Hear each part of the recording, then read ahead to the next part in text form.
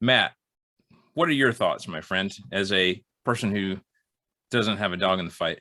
As an impartial party that hates both teams, That's important. I thought.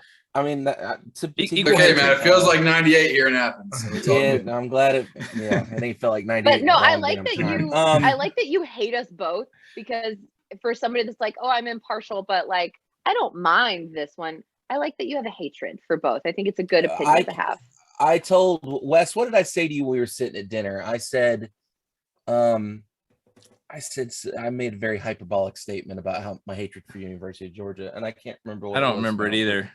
But let me be very clear and put this on the record. I hate UGA. No offense, Jack. There is no bounds to the vitriol. I have a lot of bad memories with Tennessee, so it's okay. And that's okay. It's but we can all be respectful adults and not start fighting each other. We can agree to disagree. It's a great. We can agree to disagree. By the way, and West didn't bring it up, but there were the brewings of a fight happening between two very drunk individuals at the place we were eating at. I left and I tried not to look. You know, one of those moments where you don't actually want to end up being a witness to anything, so you just don't look. Yes. That's what I did when I was leaving and pulling out of the parking lot. But yeah, it was an interesting atmosphere there. Anyway, continue. It was very pro Georgia, but anyway, as an impartial party, this is probably one of the best national championship games I've seen in a really, really long time. Yeah. If I went back down the list of the ones that we've seen just in the last 5, 6, 7, 10 years, I don't remember one being this good. This thing was a defensive battle. I felt like I was watching an SEC championship from like, I don't know, like 1988. Like, it was great. Both teams played a heck of a game. I really feel that the losing both wide receivers for Bama is what really made the difference here. No offense to UGA. Tua's been gone for a minute. Sorry about that. Bryce didn't have a chance to really stretch the field because of that, I feel. And he dropped back, what was it, 57 times. Yeah, is that on par for him, Jesse? That seems like not that much. Usually, yeah. I mean, our O-line has not been the O-line that has been in the past, and our right tackle gets beaten most of the time, regardless of which right tackle you put in. But no, he drops back a little bit, but not. Wasn't it the high 40s in the SEC championship, something like that? Yeah, I think he usually floats around those high 30s, mid 40s, somewhere in there. So that was an outlier that I noticed when I was looking at the stat line. But kudos to Georgia's defense. I mean, they were playing like men possessed in that second half. They were. Bama couldn't get anything. I mean, they got a little bit going there, but defense suffocated anything that got close. The fact that the score was 9-6 going into halftime was a testament to how good both of those defenses played. The story with Stetson Bennett is a great one. Again, if I can take my feelings out of the equation, I have a sneaking suspicion I'm going to have a crap ton of Stetsons and Bennetts in my classes in about 10 or 12 years, because they're going to be out in droves, I'm sure.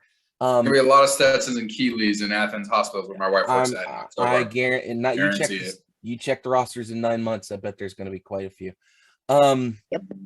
And I'm curious as to where we go from here. Is this a one-off like it was at LSU 2 years? Was last year? 2 years ago? 2 years ago? Is this a one-off for Georgia? Is this the only shot they got? Or is this the turning of the page on the chapter of Bama and moving on to Georgia? The whole back and forth and the who's up top and who's in charge is interesting to see, because you can kind of feel like it's starting to shift a little bit. Saban is getting up there. The man isn't immortal. He is not. He's gonna have to retire. He's gonna have to retire at some point. So he's got 2 fake hips. I know he's good for another 60,000 miles or 10. Was it 6,000 miles? Change. I don't remember. So it's going to be interesting to see how things go from here. I feel like the pecking order has kind of been reset a little bit with Georgia actually getting over that hump. And it's just going to be a wild, crazy year next year. It'll be especially crazy if and when the SEC moves some people in, Texas and Oklahoma, and then where they're going to put two teams to make it even on the East and the West. I have a sneaking suspicion it might be Auburn and Bama that move to the East, would be my guess, if we're going strictly off geography. And that could create a whole new kettle of fish for the, I think we'll dominancy of divide the them. SEC. I think we'll get They're going to have Texas to do the pod in the thing, East and but- Oklahoma in the West. Yeah, but how are you going to work that though? Like, it's so many teams. I feel like the best, if you're gonna draw a line down the middle of the conference, you're gonna have to move Auburn and Alabama to the East, which would be nice if Tennessee's not the only people that have to play friggin' Alabama every year. Just saying. I have a question for Jack and Wes. I'm very curious. We talk about Stetson Bennett and how lovely this story is. One advice, Stetson: don't post getting drunk before an interview and doing other extracurricular activities on your Snapchat prior to going on Good Morning America. It goes around the internet. He was just tired. Jesse, he's a champion. He can do whatever he wants. I'm just saying, pro tip. He's got the shoes of a champion, right, Matt?